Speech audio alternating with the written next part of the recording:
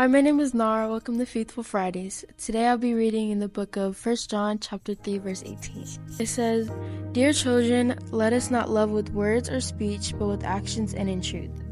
How will people of the world know you're a Christian if you didn't post Bible verses, wear a cross around your neck, or go to church every Sunday? How are you expressing yourself or setting an example to non-believers? How are you spreading the gospel? In the book of Luke chapter 6 verse 27, it tells us, "But to you who are listening, I say, love your enemies, do good to those who hate you, bless those who curse you, pray for those who mistreat you." In the Bible, it tells us that you should love your enemies and pray for those who mistreat you. But it also tells us in Exodus chapter 20, the 10 Commandments. Us sinners and followers of Christ should follow the 10 Commandments to become a better Christian. In the spirit of Faithful Friday, I like to end my message off with faith. In the book of 1 Corinthians chapter 5 verse 7, it says, "For we live by faith, not by sight."